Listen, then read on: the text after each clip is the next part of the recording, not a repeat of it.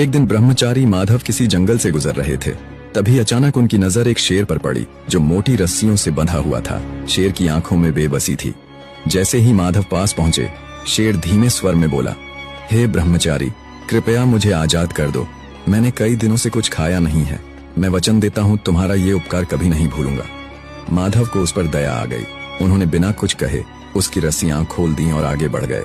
कुछ दिन बाद जब माधव एक शांत जगह पर विश्राम कर रहे थे, वही शेर वहां आ पहुंचा। उसकी आंखें अब निर्भीक थीं और वह सीधा माधव के सामने आकर खड़ा हो गया। माधव चौंके और बोले, तुम यहाँ? तुम इस तरह मुझे क्यों देख रहे हो?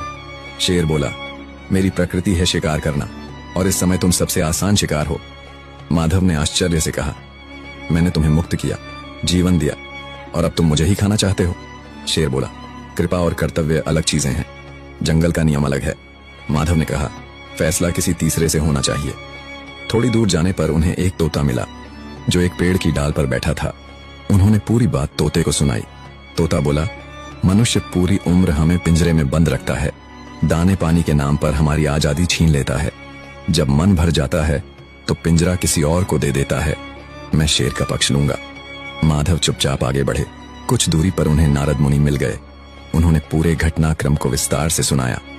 नारद मुनि शांत भाव से बोले, मैं तब फैसला करूंगा जब तुम पूरी घटना को दोबारा वैसा ही करके दिखाओ जैसे हुई थी। माधव ने बिना कुछ कहे शेर को दोबारा उसी तरह रस्सियों से बांध दिया जैसे वह पहले बंधा था। जब रस्सी कस चुकी थी, नारद मुनि मुस्कुराए और बोले, फैसला हो गया।